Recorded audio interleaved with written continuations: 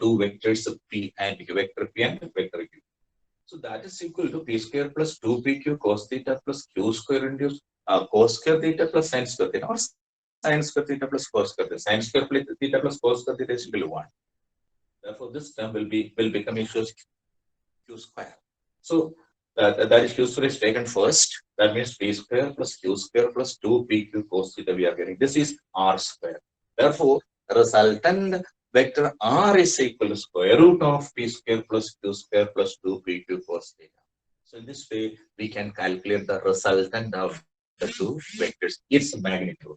Now, direction, how can you calculate the direction of the resultant vector? This is the resultant vector. To find the direction of the resultant vector, you have to see what angle it makes with either of the vectors. In this case, we say that the resultant vector R is making an angle alpha with any of the vector P, right? That alpha we have to calculate. Then we can say that the resultant vector R is acting at an angle alpha with the vector P. The direction is explained very well, right? For that, we'll take tan alpha. Most of the time, to find the direction of a vector, we have to calculate tan alpha, right? That is easy. Tan alpha is equal to, if this triangle you will take, this triangle you will take, am I correct? This triangle, this big triangle, which is OCD. In the right angle triangle OCD, tan alpha is equal to perpendicular side divided by perpendicular by base, you will write perpendicular side divided by base. Perpendicular side divided by base. Perpendicular side is what? CD. Divided base is what? OD. OD is equal to OA plus AD. OA is equal to P. AD is equal to Q cos T. Right? And CD is equal to sin theta. Perpendicular side is CD. CD is equal to Q sin theta divided by P plus Q cos theta. Also you got. So alpha is equal to tan inverse this value. So these are the expressions for resultant magnitude of the two vectors P and Q, and also the angle it makes with any of the vectors. What do you call it as direction of the resultant vector. So today onwards, you have another method which can be used to add two vectors. That is called parallelogram law of addition of vectors. So in parallelogram law of addition of vectors, the resultant vector capital R is equal to vector P plus vector. In certain books, in place of vector P, vector A is used, and and in place of Q, P is used. No problem, right? So that you can easily understand. Right? The notations may differ, but the theory will not change. The idea will not change. So this is the condition. So many cases we have to apply in this case. So many cases means suppose that when the two vectors P and Q are parallel to each other. Parallel to each other means suppose that this is vector P and this is vector Q. So this Q is also acting along P. Then theta is equal to P and Q are in the same direction. Right? The same thing that you have got an object, a rope is placed on the table and it is tied with the two ropes, and two people are pulling the rope in the same direction, pulling the ropes in the same direction. In the same direction means this rope and this ropes are along the direction of one, then theta becomes equal to 0. Then what is the resultant vector? So that is a case applied when theta is equal to 0. Theta is equal to 0. This resultant vector, you will see R is equal to square root of P square plus Q square plus 2PQ cos 0. Cos 0 is equal to 1. Therefore, this expression will become P square plus Q square plus 2PQ. Right?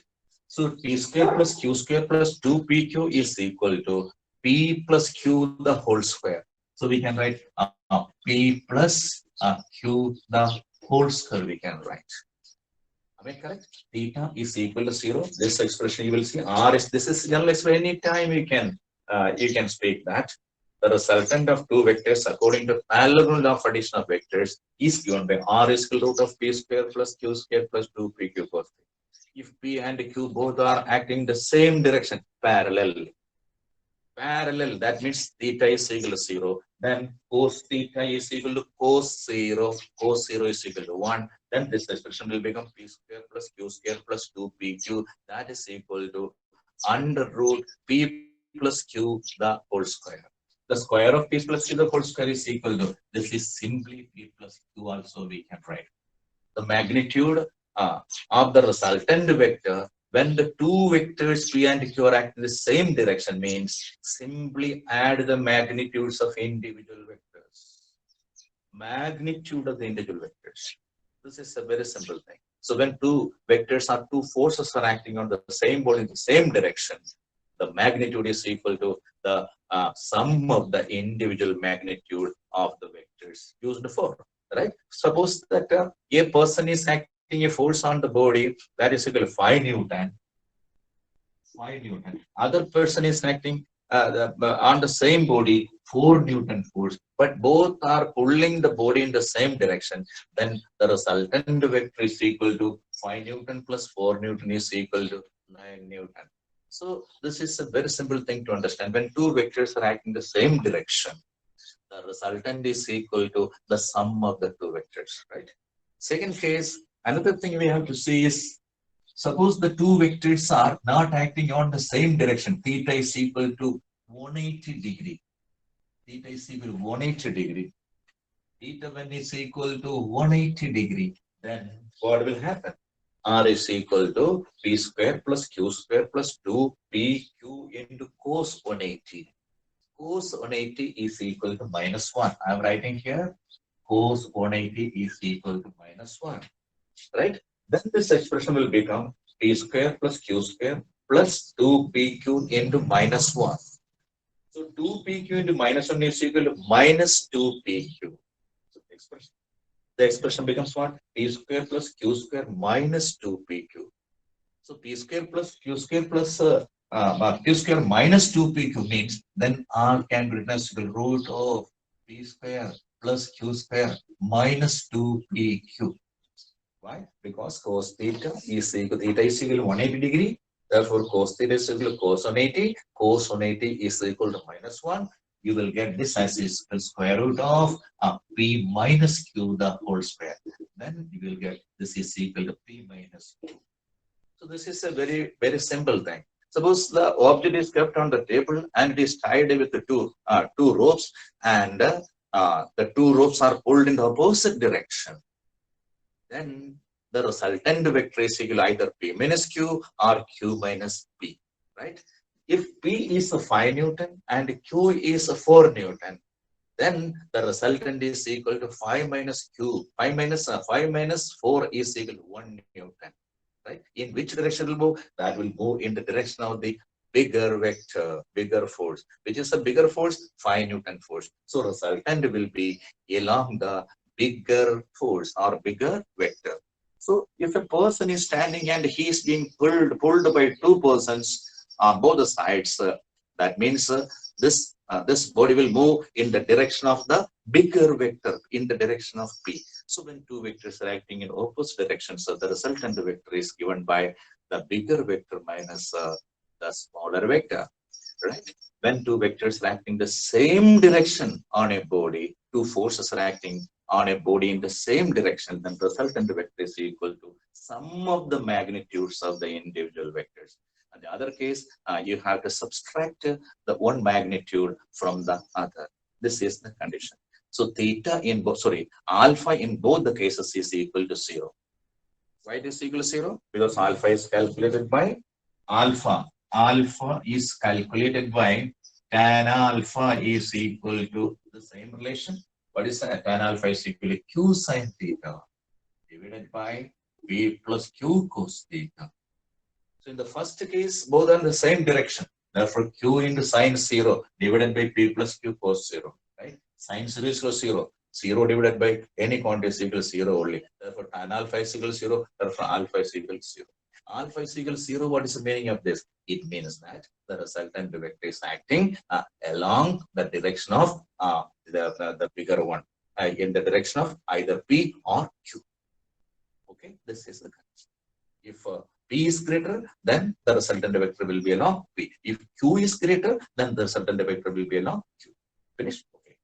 The other case you see when theta is equal to 180, then you will see Q sine 180 divided by P plus Q cos theta. Sine 180.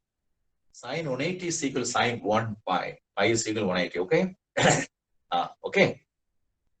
So sine 180 is equal to 0. Only sine n pi is equal to 0. Then n is equal to 0, 1, 2, 3, etc. Sine n pi.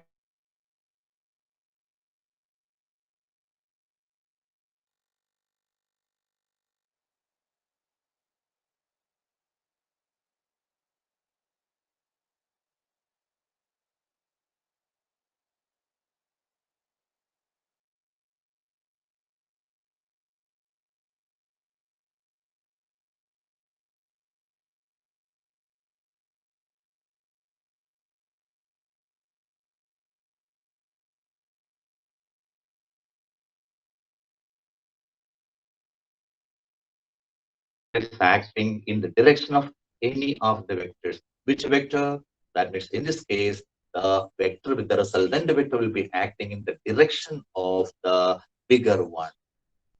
Bigger one, right? First case, both are acting the same direction, theta is equal to 0. Other case, also the resultant vector is acting anti-parallel. These two vectors are anti-parallel.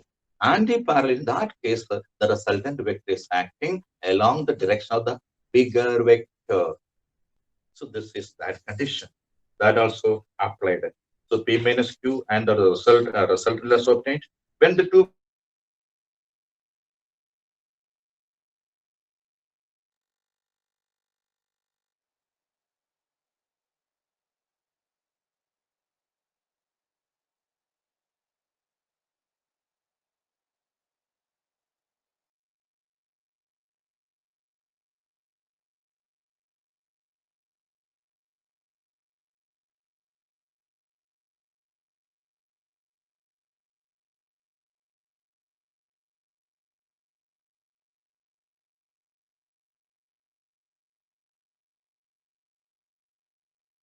vector quantities are added using special rules. One rule said that the other one is in the way of explanation, way of completion, right? The third thing is when theta is equal to 90 degree. When theta is equal to 90 degree, 90 degree, 90 degree means for R is equal to resultant magnitude of the vector R is equal to P square plus Q square plus 2PQ cos theta. If theta is equal to 90 degree, that means angle between the two vectors is 90 degree. That means like this. This is the situation. This is P and this is Q and this angle is equal to 90 degree, right?